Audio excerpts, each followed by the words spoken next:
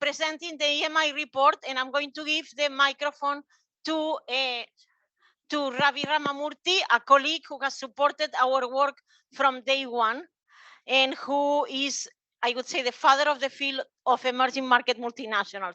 Thank you so much, Ravi, for your support during this. Thank you. Lourdes has been very kind to call me father of the field for many years. Actually, I've turned grandfather now. Yes.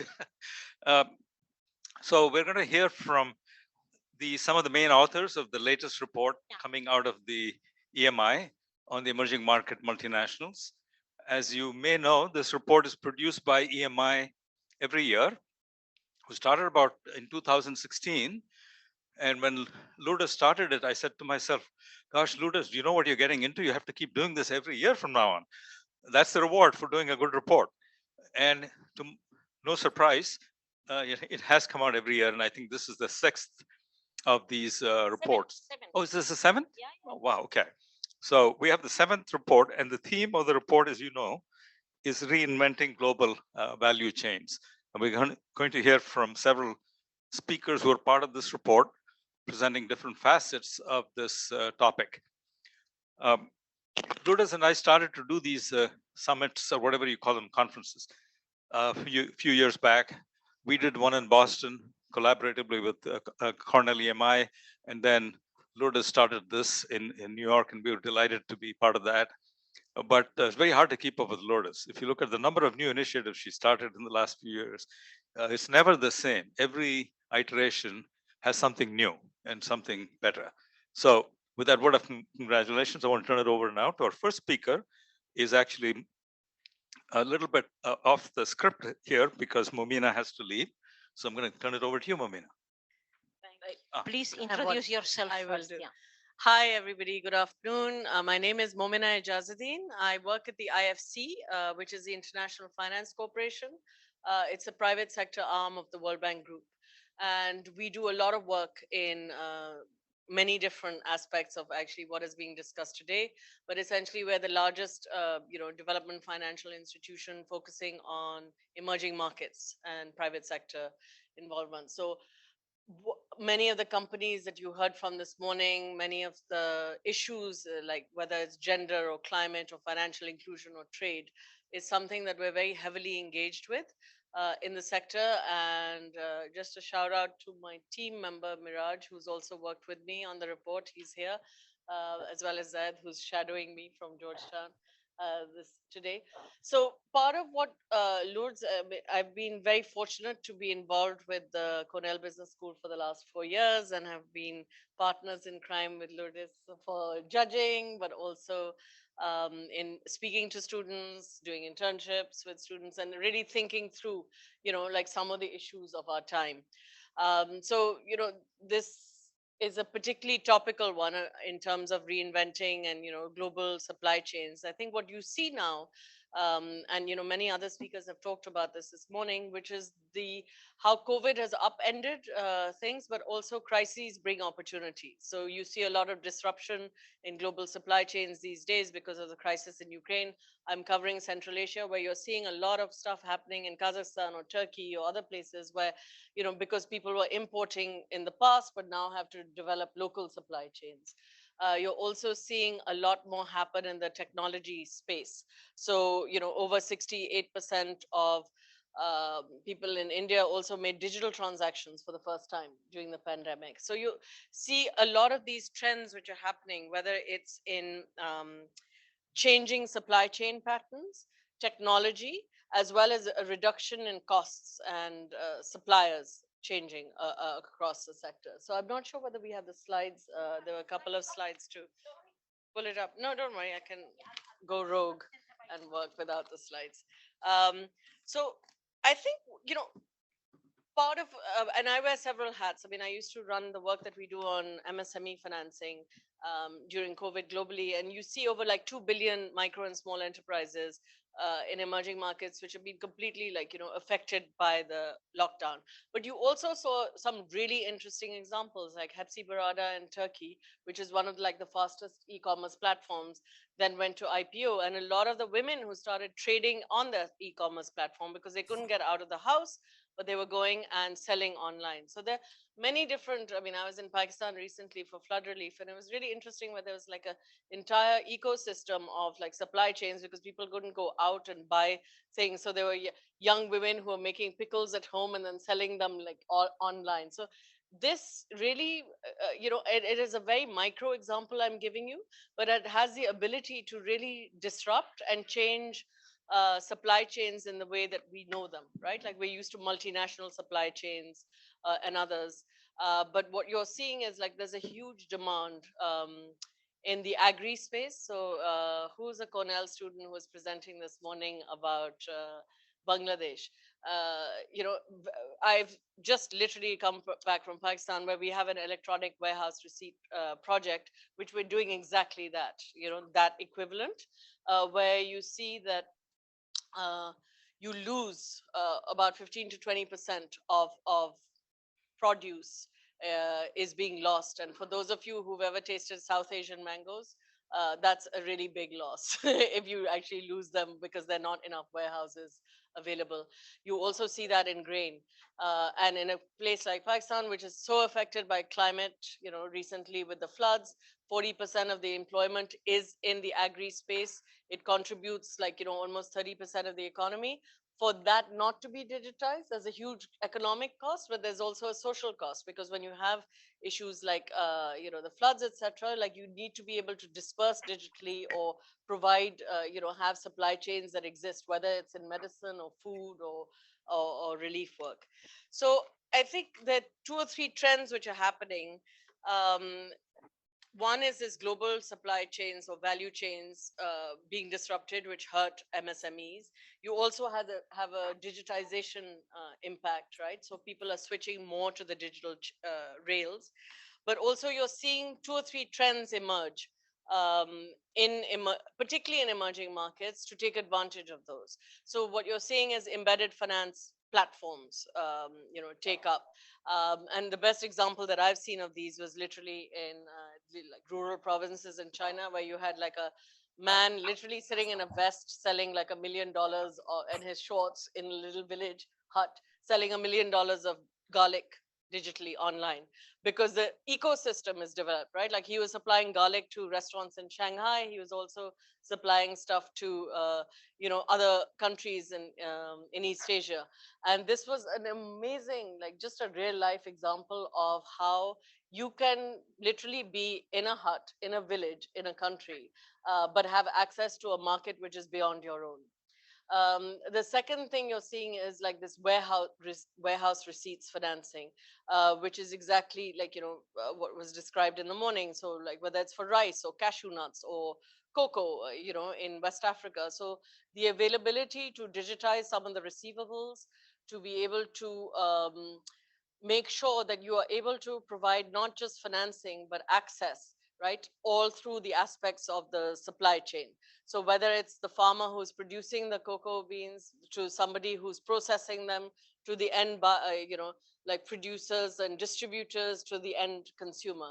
And if that can be digitized, that can be an enormous game changer. In fact, I've just come this week where we have like 500 of our finance professionals at the IFC who all work on emerging markets finance, and we did our own Shark Tank pitch version. And it was really interesting. One of the ones that won was an idea about pitching, like cocoa farming and digitizing the cocoa supply chain in Colombia. And you're seeing many more examples of this, whether it's in India or West Africa. And it really does have a game-changing effect on that single farmer or the single enterprise, because you are reducing their cost of operations. You're increasing efficiency in the overall chain. And I think what was mentioned in the previous panel is also, it provides the opportunity for transparency, right? Like it brings you into the tax bracket. And for governments, that's also very effective. I think finally, I think what's also very interesting is this just rise of commerce platforms, right? Like the Amazons, the Alibabas. I had the privilege of working a lot with the Alibaba platform in China, and seeing some of those, you realize that they're able to do what financial institutions or multinationals or any of like the smaller companies cannot. Like they can reach vast numbers of people at very low cost, digitally, and it's easier then to embed other services into that, right, than to do it otherwise. And so I think these 3 or 4 trends you're seeing a lot more in the fintech space, like take off. I mean, Bcash, actually, I was really happy to hear that Bcash was mentioned in the previous panel, because we were one of the founding shareholders in Bcash, and that was exactly why we set that up actually in Bangladesh. I mean, the example there was very interesting, because it was about digitizing low cost payments in Bangladesh. So it's become so popular now. And it just, someone who wanted to send $20 from one side of Bangladesh to another, but couldn't do it unless it was, there was a company willing to do that on the cell phone. And that's become so popular now, like 15 years later, that Bcash is now a verb in Bengali, like I will Bcash you, right? So companies like that, which are able to disrupt, but also provide very useful opportunities at scale and low cost, but are able to do it with a social impact, right? Like whatever you're doing, it's not just about doing well, it's also about doing good. And that's why I'm hoping, like, for many of you who are, like Cornell, I'm sure you have the double hats about being interested in business, but also in emerging markets. And so I would urge you, like the students amongst you, really to consider that, like as you not only read the report, but also are thinking about your future careers, in terms of what is the problem that I'm trying to fix? Will it help, like, lead to a better world? How will it, like, not only will I make money, but how can I contribute to the climate, whether it's the climate that we, the environmental from an ESG perspective, whether it's increasing the trade and supply lines, or whether it's actually improving people's lives. And that's basically at the heart of what we wanted to say in the report. But thank you to Lourdes and all of my fellow panelists. Thank you very much, Momina, for not only for this chapter, but because the collaboration has been so fruitful. Again, Ravi, Momina, when we try a new thing, we run it with partners and say, are we in the right path? With the OECD, with the Inter-American Development Bank, with UNCTAD. Also, we have this very fruitful as well emerging multinationals research network. We have here Professor Moacir de Miranda Oliveira, who was the former dean of the business school at USP. And within the network, again, we are doing this. What do you think? Also other universities all over the world, and also the EMI team, so the students. We couldn't do that. We have here one of the interns from last year, who is now a researcher at HBS, and many others who help us produce and be, so as you say, we do many different projects. Victoria is also here. She also helped us in a number of projects. So, so first, the thank you to the team. Daniel, who is doing most of the data analytics, and Britika and Mihika, who have been, and Vinita helped us a lot with M&A data, which is not so easy to run. So thank you all. And this is one of the things we do. And here is all the partners that we are having in the 6 EMI reports we have published so far, and we are getting ready for the 7th one. Here also members of the advisory board of EMI, Rob Canizares, George Huget, Paul Kavuma, who will receive an award this afternoon. Really grateful for your support. So what we have been experimenting, so as Momina said, SMEs and MSMEs are at the heart of any business ecosystem. Even here in the US, small businesses are extremely important. However, we believe that big companies are not only important, but they pull the small ones. And that's why we believe that with the growth of emerging markets, the big companies will grow. And then we have seen this with China, and then the big debate if China is still an emerging market. Probably, according to our criteria, in 4 years won't be an emerging market anymore, but because distorts we cannot compare anymore China with other emerging markets. We have to compare always with the US because they are so far ahead. So then we see the trend that we have presented in other reports. Emerging market multinationals from China keep growing more in numbers, any way you look at it. So if we look at, of course, looking at revenues, not market cap, but if you look at revenues, there are many more big companies from China than from the US. If you look Fortune Global 500, or or if you look at what we call the 7,000 billionaire companies in the world, according to data from Capital IQ, China has more than the US. And then, but one thing that has been a surprise, and we don't understand very well why, is that we were expecting a number of big companies from other emerging markets.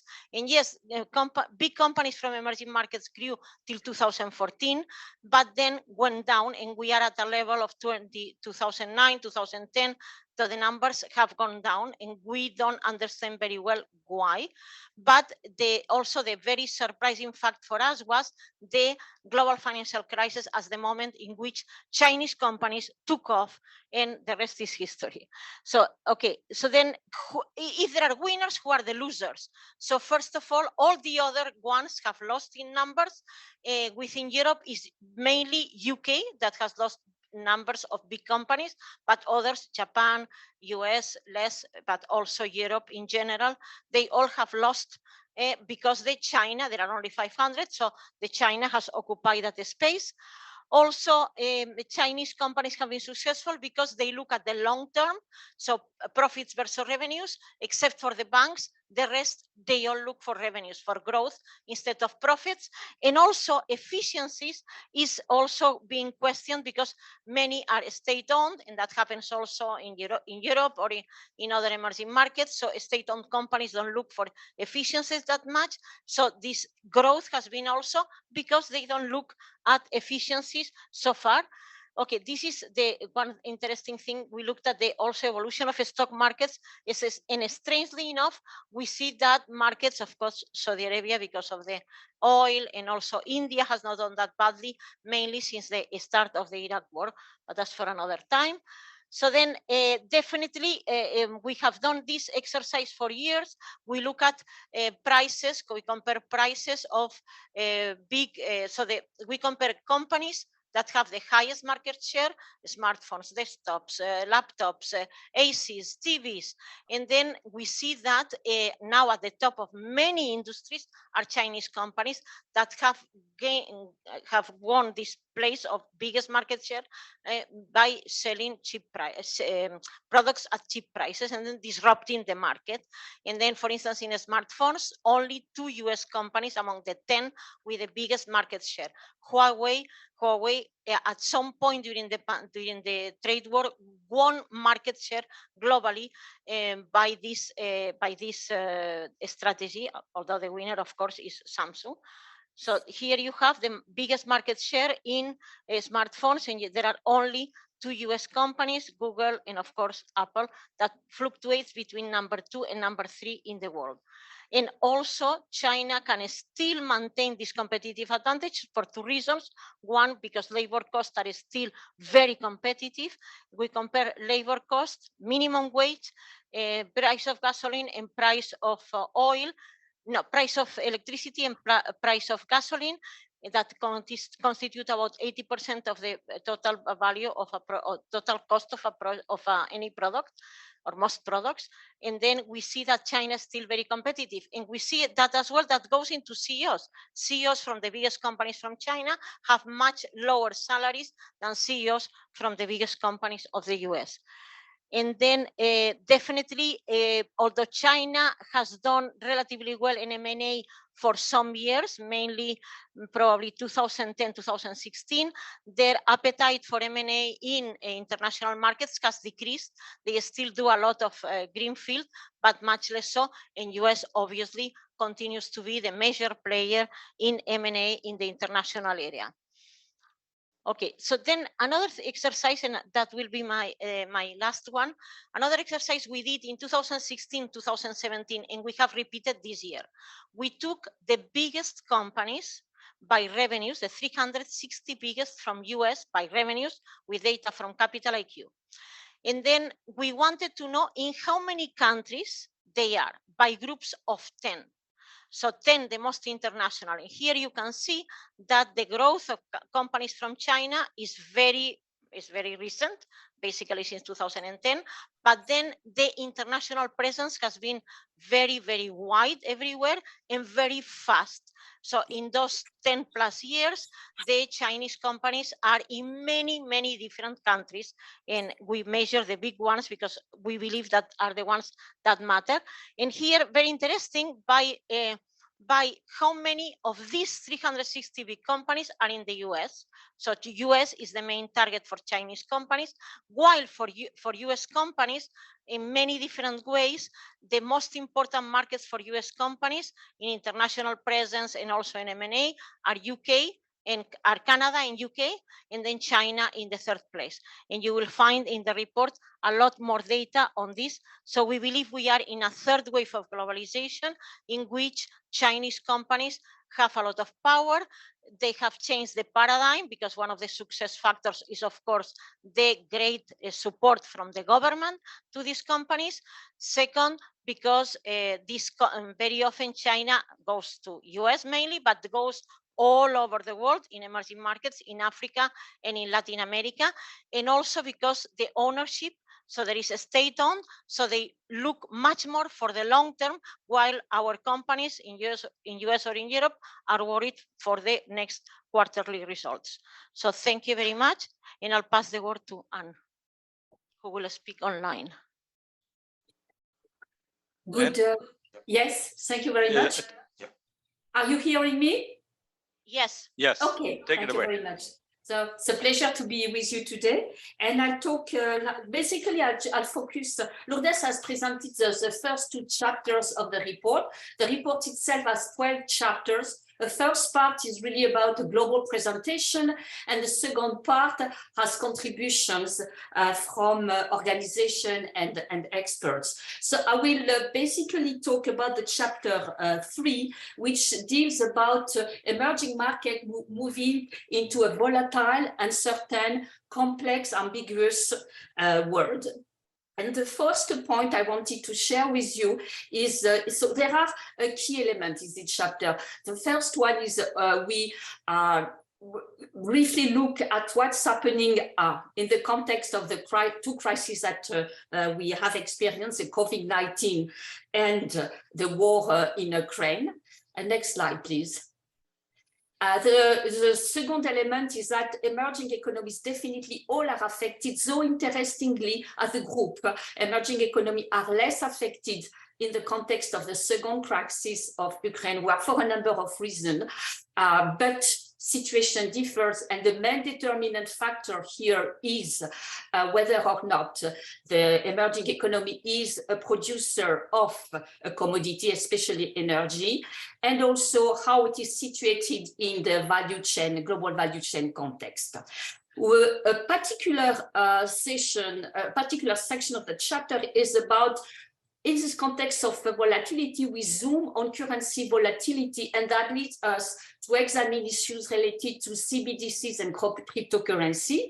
And the last section is about global value chain, a general presentation of, if you want, the situation up to the global financial crisis and now the succession of crises or changes in the world environment with increasing protectionism, then the COVID, then the war in Ukraine. So that's the next slide.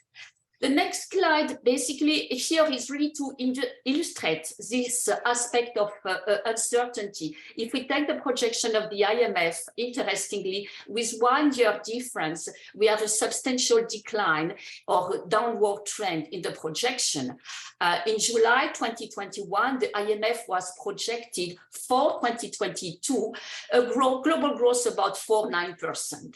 And 1 year later is the downgrade is 1.7%, which is quite a lot in a way. And definitely nobody could expect the Ukraine war, or at least happening so suddenly and so strongly. And here again, you have the advanced economies, substantial, almost 2% decline in the July 22 projection. And in October, actually, the decline, the projections have been a little revised, and it's even 2.4%, which is expected for advanced economies. So you see this high level of uncertainty globally. Next slide. Then to illustrate the volatility, we just, obviously the price of oil is an interesting case, and we deal with that in the report, but we also zoom at the exchange rates. Here we can see, for instance, in about 9 months, the Argentine peso lost again 30% of its value against the dollar, the Turkish lira 28%, the Egyptian pound almost 20%. And in some of these cases already, these countries that experience fluctuation or substantial decline. If we take again Argentina and Turkey, for last year, between January and September 2021, they both declined, the value of their currency both declined by almost 25% vis-a-vis the dollar. So there is a very high level of volatility in emerging markets. It's a little bit inherent, there has reason for it, but we don't have time to go through that. Next slide. So this year we zoomed on the issue of CBDCs, central bank digital currencies and cryptocurrencies. And actually there will be a panel dealing about fintech and CBDCs. Following panel will be about these issues.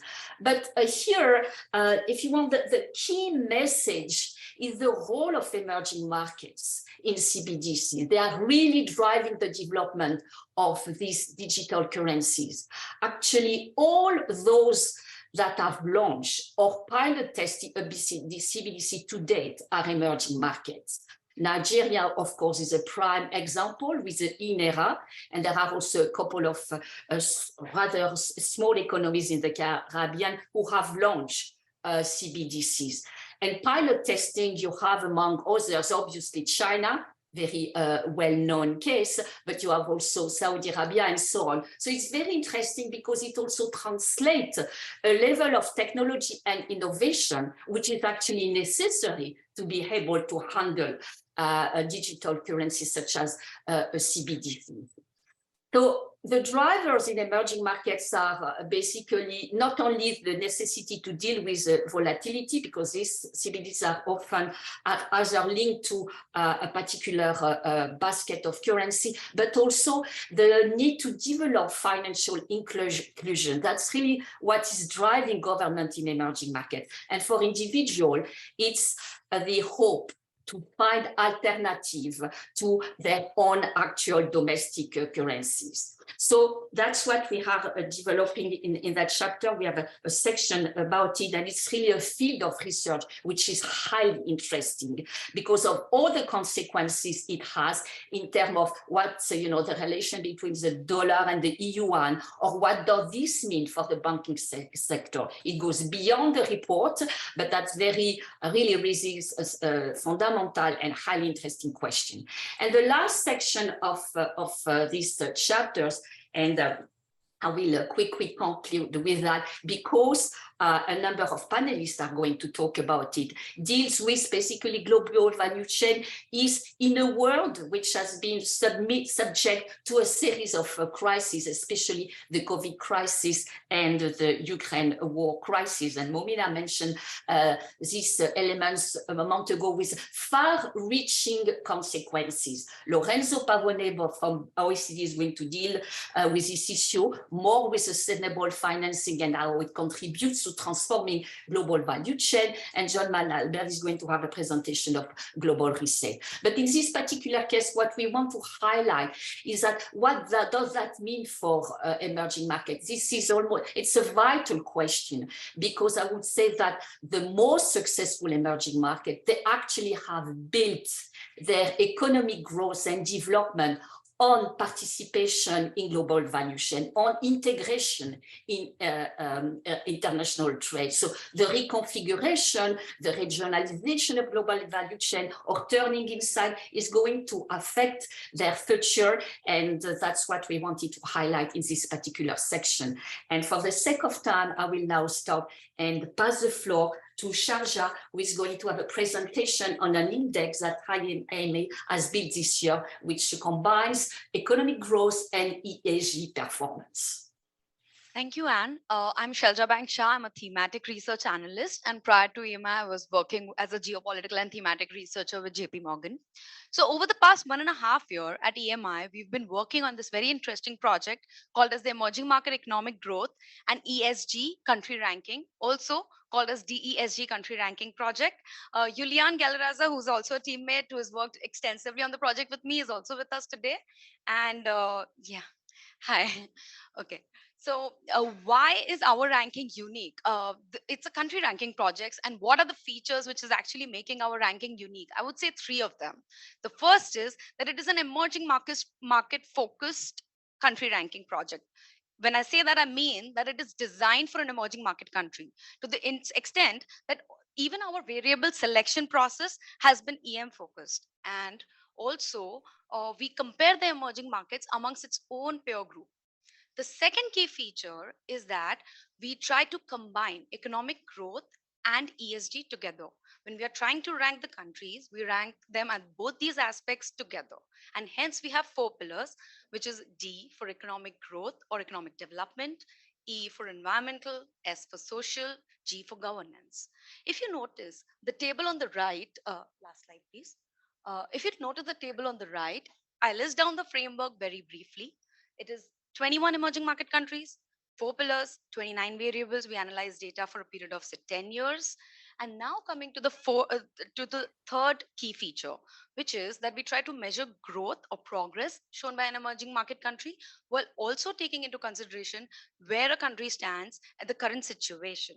So if you notice, back slide, last slide please. If you notice the chart on the right side, it shows the components of our scores, which is first the growth score, wherein it's the growth, average growth shown by the country over the period of 10 years, and the current standing score, which is based on the latest data.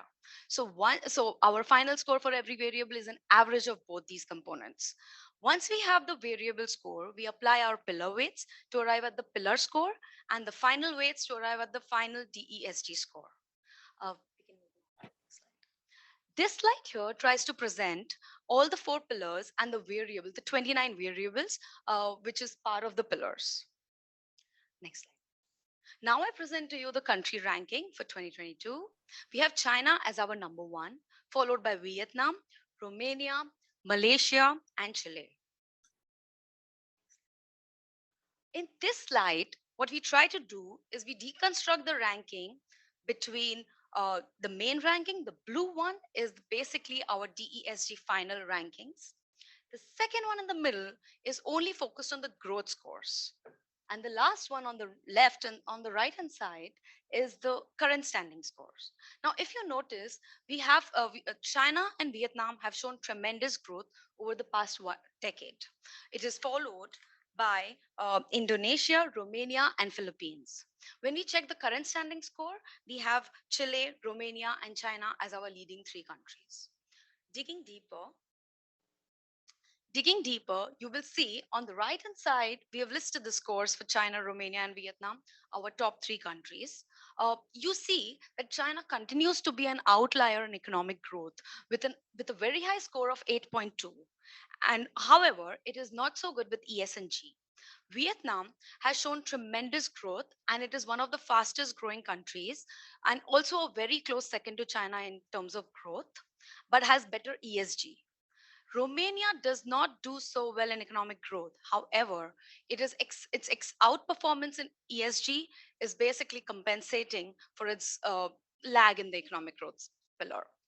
If Chile also, I don't have the scores here, but it has a similar story.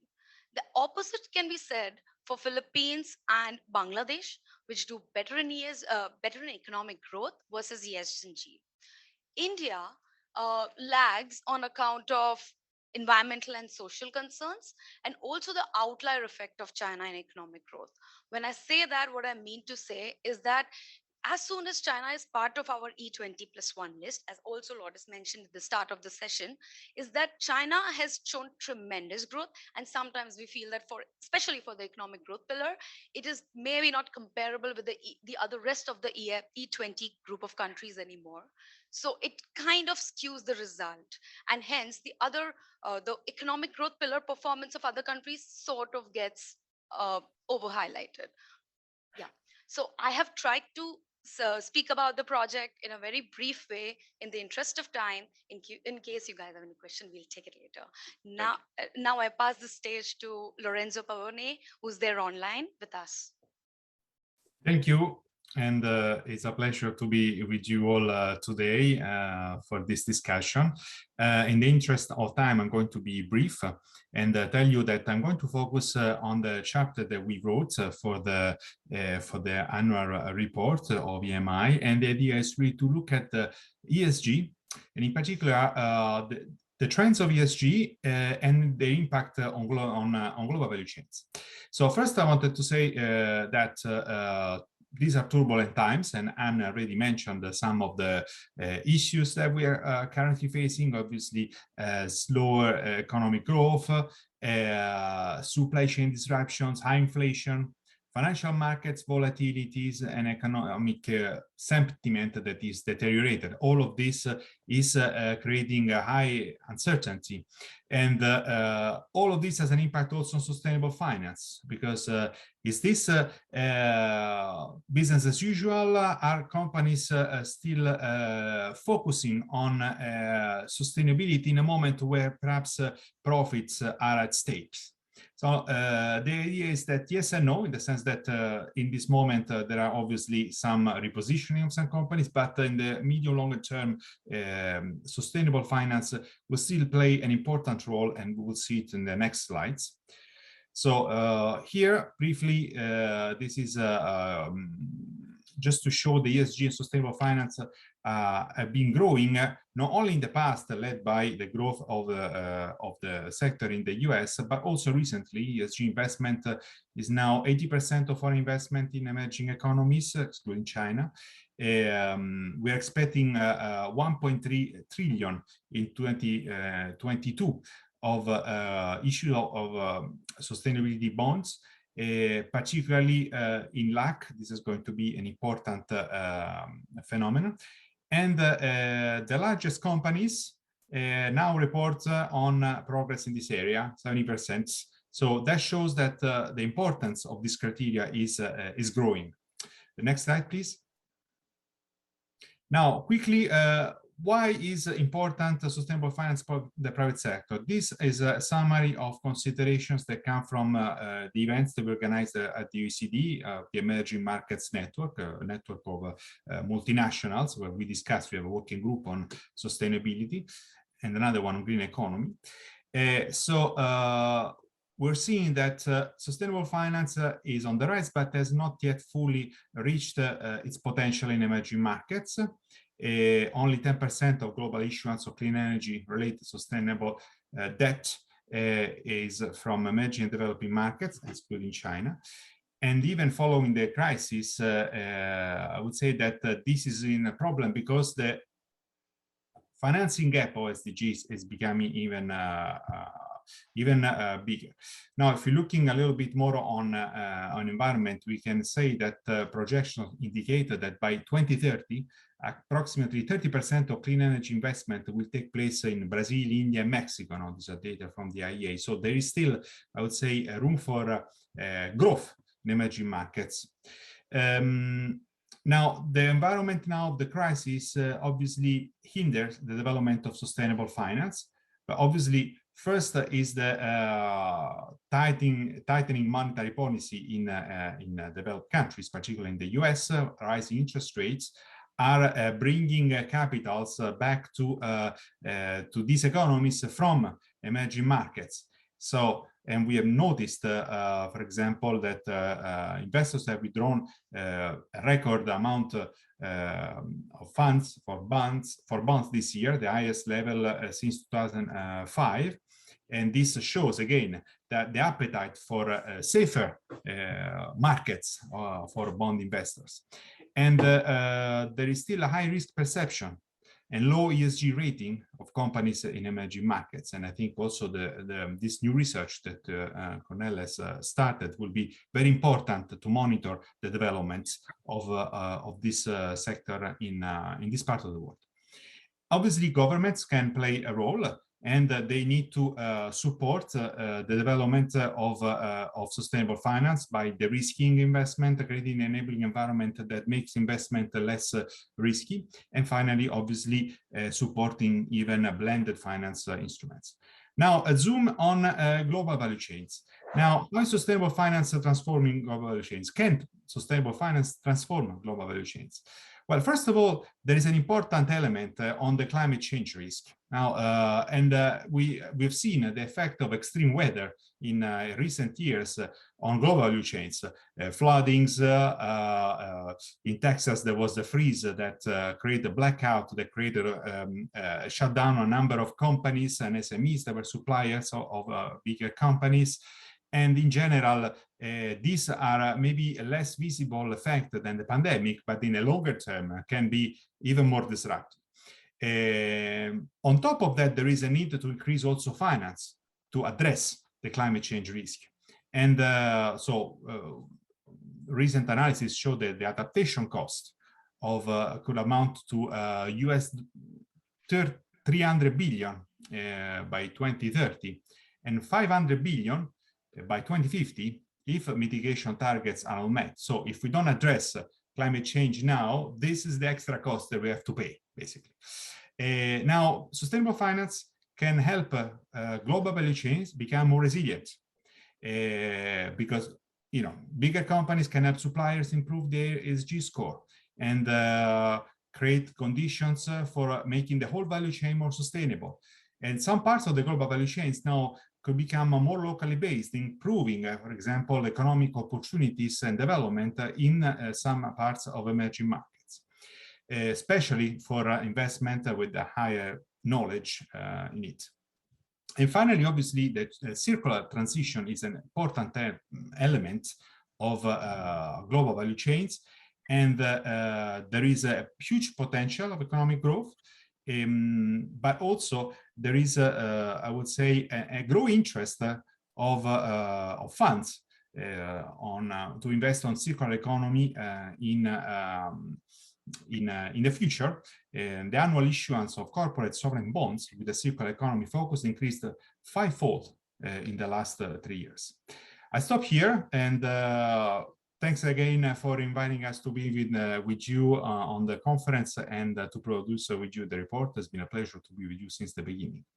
And I now pass the floor to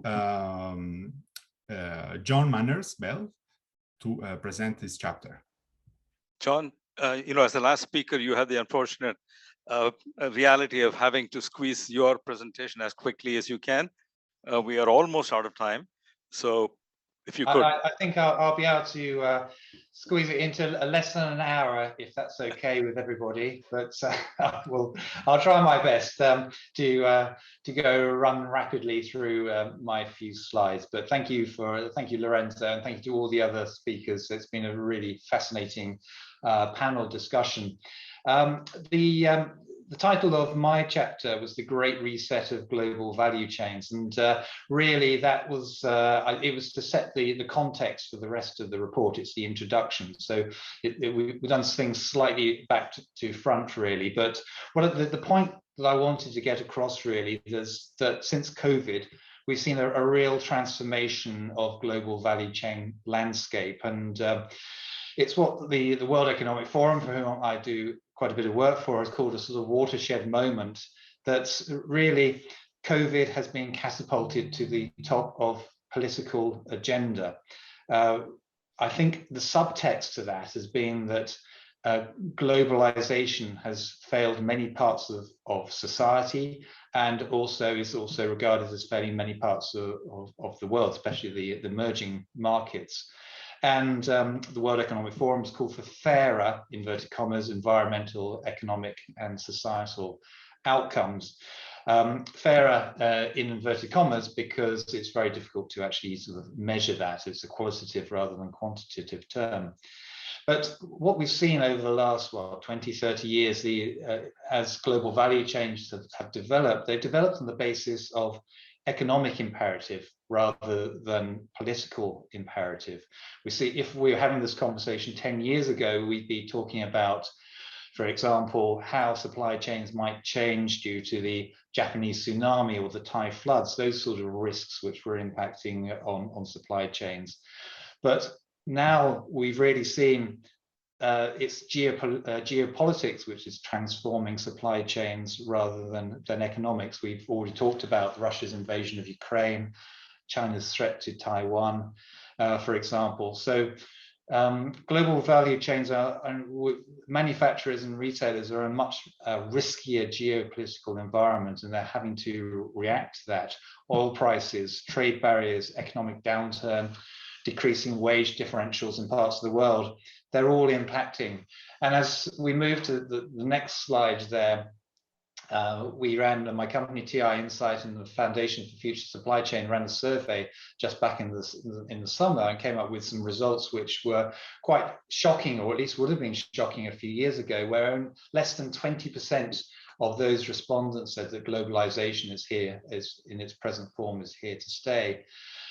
We gave people a couple of other possible outcomes, if we can just go back to that slide just very quickly. Gave respondents a couple of other outcomes.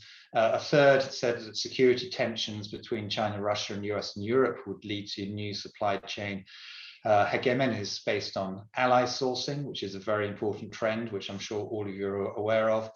And almost half said that supply chains will become more fragmented and localized as a result of protectionism, risks, costs, and sharing. So globalization is no longer seen as the preeminent force. So let's move on to the next slide. In many respects, this whole debate is being characterized by China versus the West.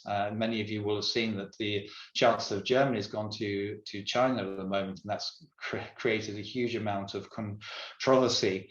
For many reasons, but just very briefly, we've seen domestic policy change over the last few years, especially in the US, but also in Europe. There's been many concerns about the growth of China's manufacturing sector and the impact that's had on jobs in the US and the Rust Belt, for example, but also in parts of Europe as well.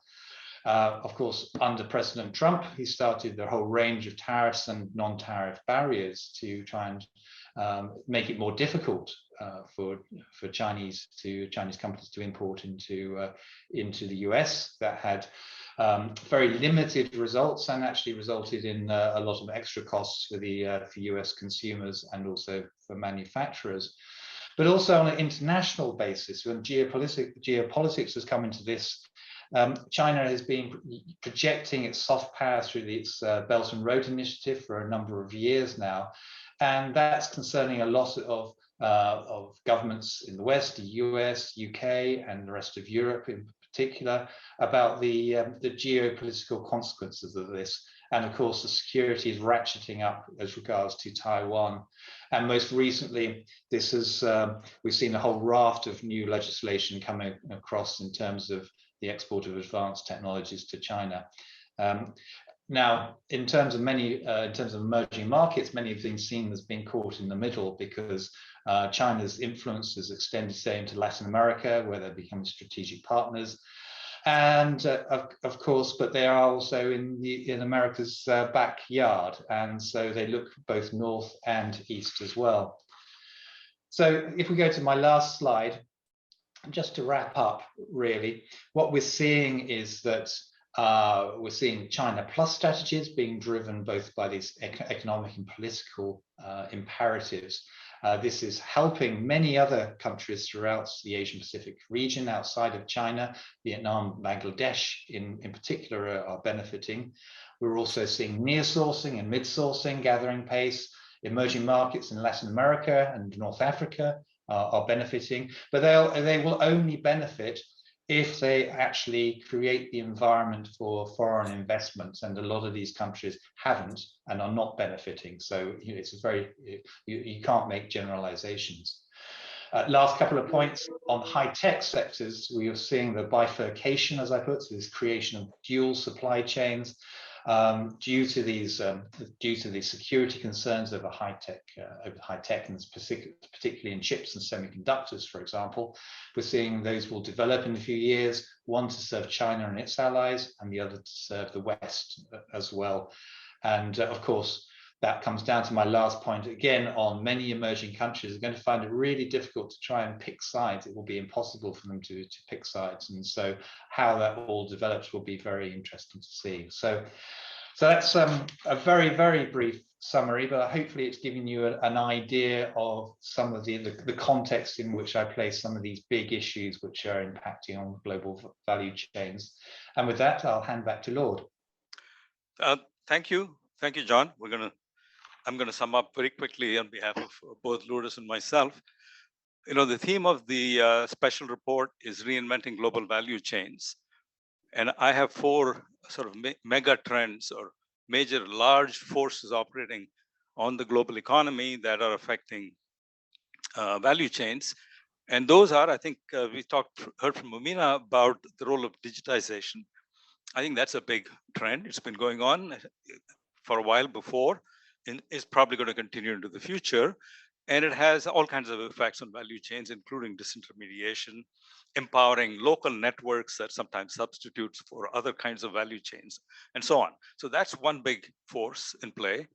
The other big force in play, of course, is climate change. When we saw the implications of that for value chains and the funding and sustainability financing and how it might add to resilience of value chains and so on. And that, I think, is also a long-term force at play in the global system and will continue to play in the future. We also have two more recent developments, which you could say are not really long-term. One is the COVID, which was just an event, but the event that has such a transformative effect on everyone's behaviors and on the impact of value chains and a sense of national vulnerability and a concern for security and nearshoring and all of those issues. And I think some of that is going to be with us to stay in the future, which will also lead to reinventing of the value chains. And the last thing, of course, are the geopolitical issues, which have come to a height. You could argue that's also a long-term force. That, of course, you know, you don't have political change unless there is underlying it, there is some grassroots concern and worries, which I think have been fueling these concerns in many countries. And so I think that is also going to stay with us. And so the sum total for me is hard to sleep well at night, really. There's just so much going on now. And I tell my students, I was so lucky to be born when I lived through the golden years of the global economy, but boy, your lives are going to be really much more choppy than ours were. So on that depressing note, let me conclude.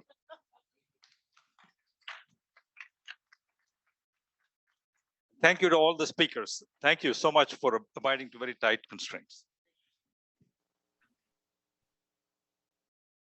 So we are pleased to welcome Cornell University student Caleb Kabuma, who is going to be presenting us with a musical interlude on piano.